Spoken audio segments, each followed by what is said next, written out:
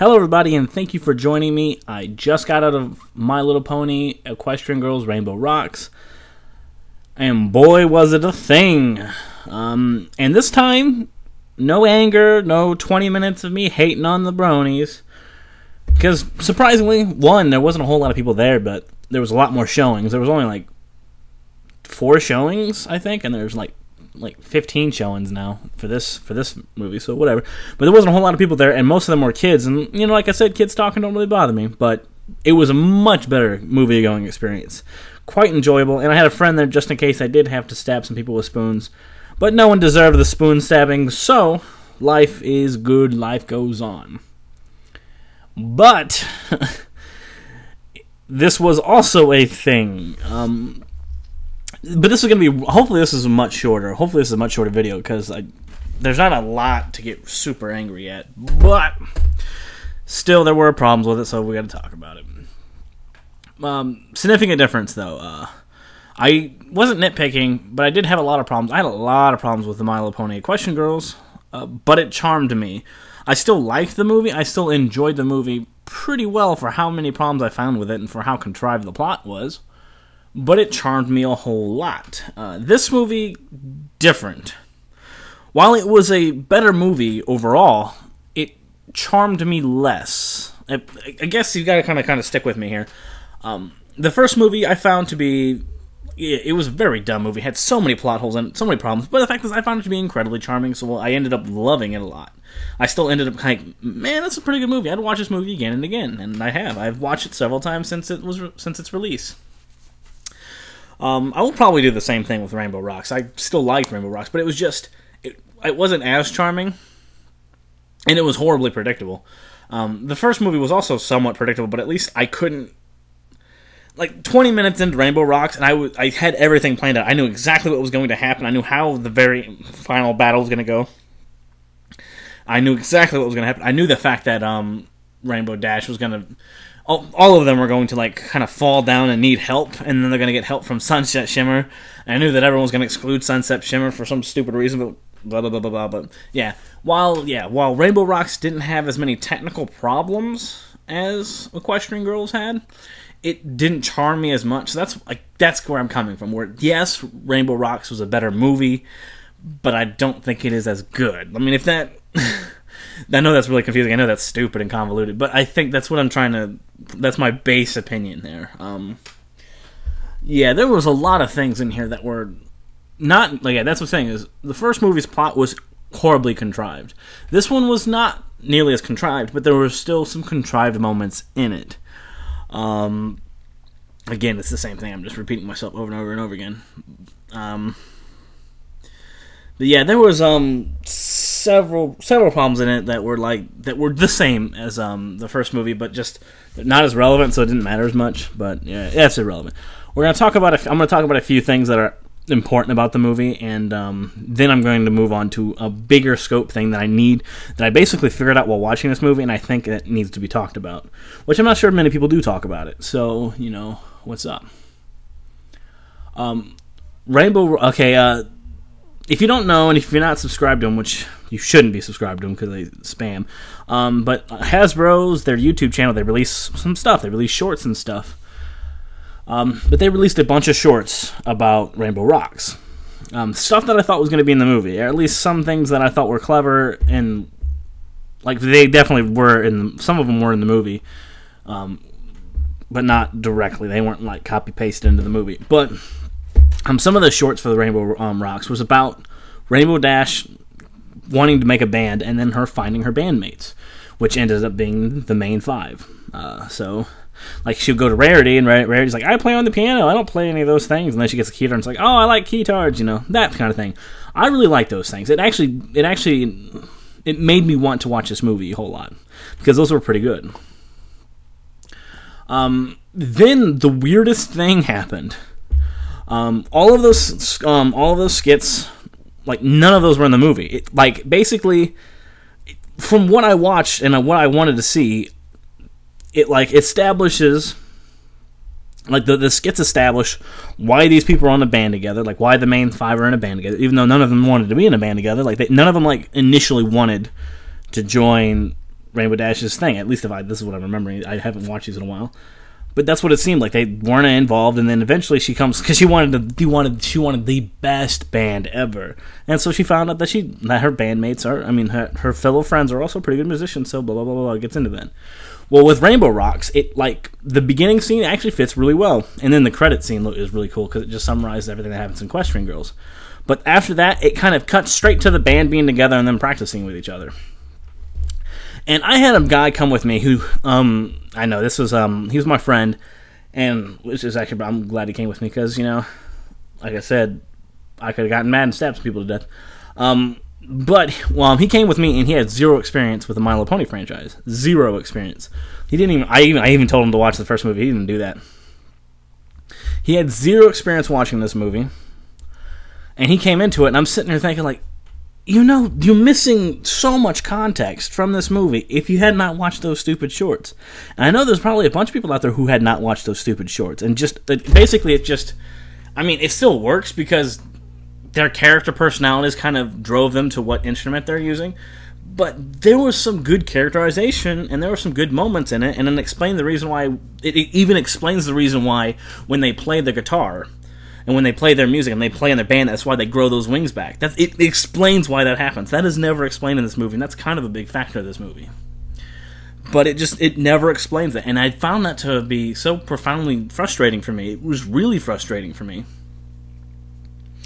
And it was just I couldn't, why? Because my friend, he had no idea. He had not the context. He was just like, okay, I'm taking this at face value, which, that's kind of cool. I'm glad he did, but it really didn't work from a narrative standpoint because you chunked out a good healthy part of the story, and like that. But really, outside of that and outside of a few nitpicks, there's really not a whole lot to talk about. That was a big deal. I thought that was kind of a problem because of course I knew the context, but would everyone know the context? Would most bronies know the context? Maybe.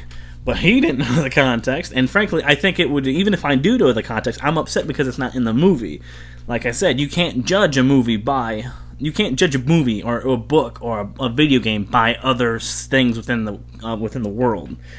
They're standalone pieces of entertainment, universe building aside, because you can do that, but if one book doesn't explain it, or if a movie doesn't explain something, it's a fault of the narrative. So that bothered me. And surprisingly enough, the music in Equestria, I love the music in Equestrian Girls. I thought the music was really good. Here, it's a hit and miss. I thought it was pretty good. I'm going to say pretty good. I thought it was pretty good. Dang it, Adrian. I thought it was pretty good, but it could have been better. There were several songs in Equestrian Girls I thought that fit perfectly and that was really, really great. Really, really well done. And whereas in this one, some of them didn't fit as well, some of them weren't as well done. They did win. They actually did win me over because the dialogue was really corny, but it was kind of corny in the first movie too. Probably a bit more corny and maybe a bit worse written in this movie.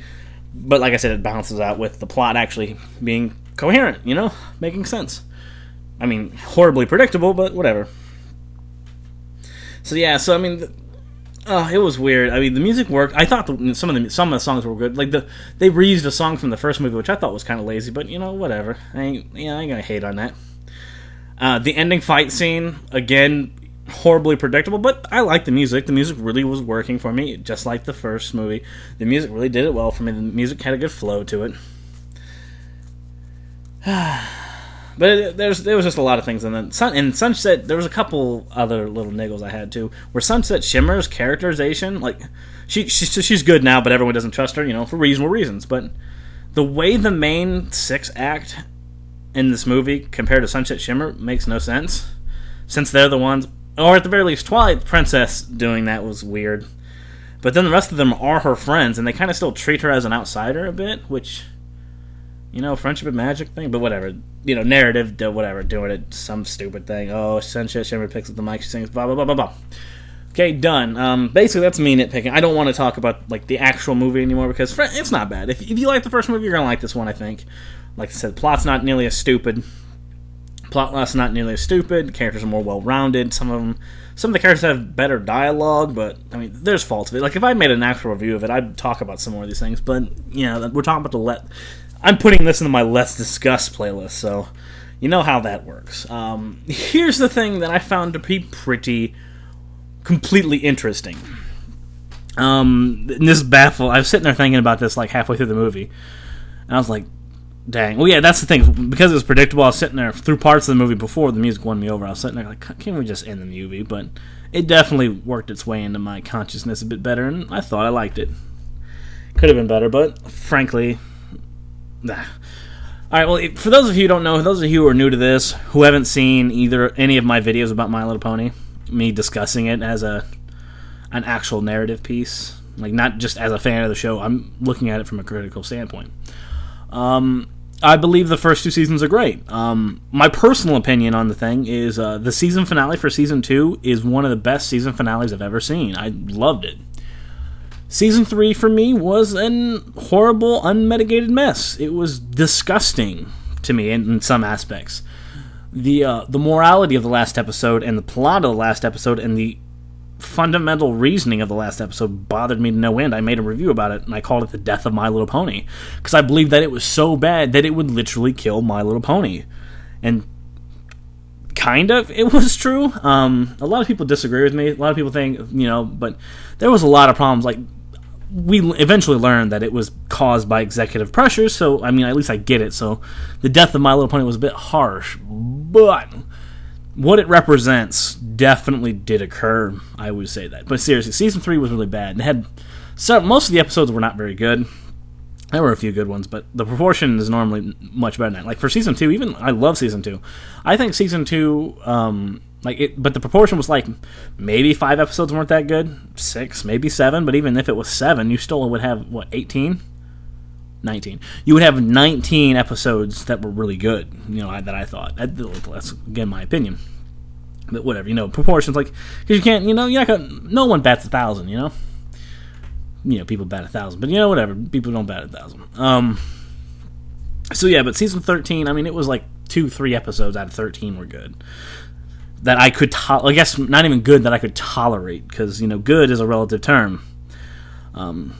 Compared to some things, like I talked about this, I talked about it, like, I even mentioned this to my friend when we were talking about it afterwards. I was like, basically, compared to, if I compared Zone 00 to this is some Shakespearean work. This is some highest level of literary work. Rainbow Rocks was highest level literary work compared to Zone 00, so, there's that fun little jazz. I think that's what I was comparing it to, but I don't know. Adrian, I'm gonna murder you. I'm gonna kill you. But, all that fun jazz and all that stuff. Stupid. But, yeah, so Season 3 I had a lot of problems with. Like, it was a lot of it was an execution problem. There was a bunch of stupid stuff like that. A lot of the lessons were, like, retarded.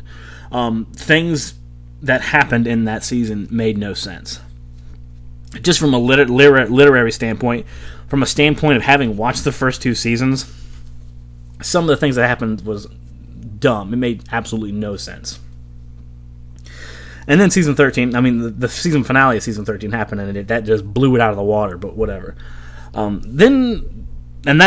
well documented on that point, and that's why, and I even said it in my review of Season 13, the season finale of Season 13, was the fact that after watching Season 3, I actually understood why My Little Pony, why the Equestria Girls was as bad as it was. Because I was sitting here thinking, after watching the first and second season, I was sitting there thinking, how could this movie be this bad? Like, how can you have the same people making a movie from a TV series that they had, and the writing quality was actually incredibly good. I thought the writing quality was excellent in the first 2 seasons. And then I watched this movie, and I was like, that's so stupid. And I had not watched Season 3 yet. Then I watched Season 3, and I was like, oh, okay, so this is actually... Equestria Girls' writing was actually pretty good in comparison, which is a sad, sad notion. So after watching the 3rd season and having that full betrayal hit me and not ever wanting to watch My Little Pony again, after a while, after the entire season was out, mind you, I did not jump into that anytime soon. Season 4 I watched all of season 4, and what happened was, it was definitely better. It was significantly better, but it was it was significantly better, but it was worse. And the reason why I say it's worse, and this is something that I have not put out formally. I'm going to put a video out formally, and I was going to be very clever about it, but my time has been far more constricted recently than it has in the past. But after watching season 4, every single episode of season 4, all 26 episodes, have had have been just a rehash. That's what it is. Like, I've said this a million times today, so I didn't want to use that word, but whatever. It has been a complete rehash of other episodes. Like, I even one time, I think I need to go back and actually do the official review so just maybe take this with a grain of salt real quick. But I think it even rehashes stuff from previous in the season. And this is what I'm talking about. Character development. Character development happens that is kind of weird. Like, in season 4, character development will happen again.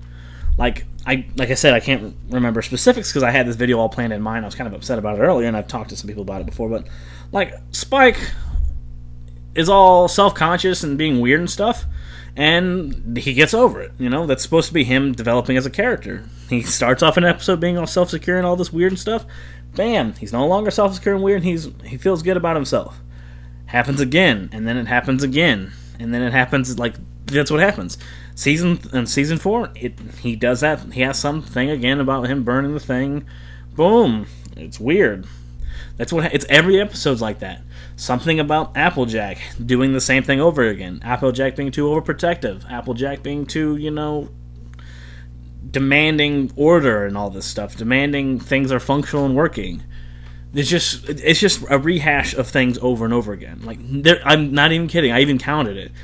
Every single episode, if it wasn't, because some of the times in the episodes, it actually is just like a minor point that is addressed in that episode, like in a previous season, is now the major point of a new season, but of a new episode. But it's still a rehash. I mean, you're still redoing something that's already been done. But that's it is. It's every single episode. It's either the major moral question, like the major moral lesson of the episode is either being rehashed, or the character undergoing the exact same character development is happening. And it's just every single episode over and over and over again. So, I mean, I'm sitting here where, it's not nearly as bad as... So that's why I'm sitting here thinking, like, it's not nearly as bad as Season 3 on a technical level, but I feel worse. I feel like I like it less because... it's not good, I mean, I don't want to... I'm sitting here consciously thinking every single episode is the exact same episode. And, like, some of the people talk to me, like, well, they did it differently enough. I'm like, well, sure, in some instances, but most instances, no, they didn't do it differently enough. And even then, I still noticed it. It still had such a heavy impact that I literally claimed that the entire season, and I will back this up. Trust me, I will back this up eventually. But every episode has recurring themes from other episodes. And even if they do it different enough that you might forgive it, or even different enough that I even might forgive it, it's the fact that's irrelevant because it's every single episode of Season 4. It's all 26 episodes. It's not just a few episodes here and there rehashing things. It's every single episode, and I mean that. So I'm sitting here thinking to myself, I'm just watching the movie, this is after I've already predicted every single thing happened. It was funny. It was like 20 minutes into the movie, 30 minutes into the movie, probably less of that, and it's like, it hit me. I'm like, boom! And every single thing happened. Like, I had everything planned out. This betrayal, that betrayal, this thing happened, that thing happened, and not a single thing was a surprise to me. And then it all happened in that order. I was like, I like the fact that I thought of that, but at the same time, I was like, oh, great, now I'm not going to enjoy this movie as much. Still didn't matter. It was still charming. It still charmed me enough that the woes weren't nearly as bad. But during that thinking, I was sitting here thinking about this. A lot of this movie is a rehash of what happened in the first movie. If you don't know, I don't know why you would know, but if you're sitting here listening to me blabber on about for 30 minutes, you probably have already at least seen Equestrian Girls, if not some of my other videos. But if you've watched Equestrian Girls, the major problem of that is that the 5 friends are not together, and then Twilight comes and puts the 5 friends together, and then they go beat Sunset Shimmer. That's the whole movie. It's like they're not working together. They need to be put back together to fight the bad guy. Then what happens is, this movie's all about them fighting each other. And this is even before. This is when they're supposed to be really great friends. And this is before those girls come in and start manipulating everyone and making everyone mean and nasty to each other. They start fighting each other. They kind of break apart. They get put back together by Twilight and Sunset Shimmer, and then they go fight the bad guy. And I know there's a huge difference in it, because at least the one is a gigantic setup and all that stuff, and then they try putting the whole school together, blah, blah, blah, blah. But in this movie, it's a much faster pace, where at least the breakup is a slower pace, and then them getting together and then fighting the bad guy is a real quick pace, so, blah, blah, blah. But, it's just it's a rehash of the first movie. And that's where I'm starting to think, and that's where I actually had this thought in my head, where either My Little Pony is such a horribly written series, is actually a really terribly written series, and it's stupid, and it has so many problems in it, and it no longer demands the respect as like an actual good show. It's like a good show with good merits and good stuff in it. Or this is the most brilliantly written thing I've ever seen in my entire life. Seriously, amazing. This is a test. This is a project. This is something that people are viewing the results of at a much grander scale, because it so perfectly reflects everything else. It's like the perfect reflection. If we take the first two seasons out of order, we have season 3, which is terribly written. Terribly written, and it has a whole bunch of problems. And then you have My Little Pony Equestrian Girls, which is terribly written and has so many problems. And where the only fundamental difference between the two is that the one charmed me. The one had enough heart and enough merit in it, and enough... Je ne sais quoi is not a good word, but whatever. Je ne sais quoi. It had enough, heart and feeling in it, and it had enough, character in it, that I didn't mind all the terrible problems in it. So they're fundamentally the same. Season 3, the first My Little Pony movie. Then we have season 4, which is just a complete rehash of everything that happened in the first 3 seasons. And then we have Rainbow Rocks, which is just a complete rehash, a pretty much complete rehash of the Equestrian Girls. I don't get... it blew my mind. I'm sitting here thinking, that makes no sense. It's so stupid. Why? Why did this happen? This was a weird thing for me. Like I said, the only thing that makes any sense, either it's a massive coincidence, and the guys are just... the people who are writing the series are now just terrible and don't know what they're doing, or someone is actually intentionally doing this on purpose, and that would be kind of a brilliant idea, and I like it. But at the same time, it kind of makes me upset, because season 1 and 2 are that good, but whatever. A couple of nitpicks. That's basically the idea. I should probably get into more detail. And I definitely can and probably will end up getting in more detail about this, too. At least talking about how Season 4 is merely a rehash of the other episodes. But I think if you're willing to put at least a bit of time into looking into my theory I'm proposing right now, which, it's not really theory, I'm just saying that would be kind of cool. But it is a rehash of the other movie. You'll see, I think you'll see the same... comparisons. What is the proper word? You'll see the same things as I'm seeing.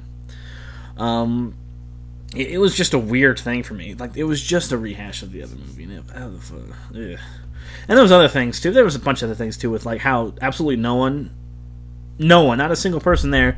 We were all told, hey, all this fighting that's happening at the school is caused by this gem, and then caused by these girls, and these girls are doing this thing in order to suck up their power, and then to manipulate people even more. And then we know this early on, right when they bring Twilight back into the world. That's what they get. They bring Twilight back into the world, and they were told that right immediately. That's pretty early on. Maybe 30 minutes into the movie. I don't know. Pretty early on, we're told about this, and then they forget about the fact that fighting gives them power. They completely forget about the fact that the infighting between people is giving them power, and then they fight, and it gives them power, and it's there's just a bunch of stupid stuff like that, but like I said, it charmed me. I guess I gave the first movie a 6 out of 10. This is probably a 7 out of 10. It wasn't, like I said, it wasn't that good. It's something I'll definitely watch again. I wouldn't mind watching it a couple more times, but like I said, I guess the 6 I guess I would probably put them both at 6 out of 10s. I take that back. They're both 6 out of 10s, whereas one deserves to be a 4 or 5 out of 10, but it charmed me up to a 6, and the other one deserves to be a 6 out of 10, and it charmed me up to a 6 out of 10. I don't know. Yeah, so yeah, that's just my idea on it. I don't have a whole lot on it because this required, in order for me to like at least not prove, but at least present my theory in a far stronger argument, I need a lot of details and stuff, and I don't have the movie yet, and I don't want to put all that time into this. This is just, let's discuss me just blatant out my opinion. But I don't know. I found it nice. Definitely not having people talk throughout the entire movie helped a whole lot. It made this day a very enjoyable day so far. But yeah, no, it was a good movie. It was $5. I only paid $5 for this movie, which is weird for me. I thought I was gonna pay at least $8, but whatever. $5, and I thought it was worth it. I thought it was definitely worth it. So it'll probably be worth picking up the DVD. It is worth picking up the DVD, I believe, depending on how. Excuse me. Depending on how much DVD costs or Blu-ray cost. Like if it's like $25, maybe not. But whatever. It's fun either way. But yeah, kind of ran out of things to say. I'm sorry.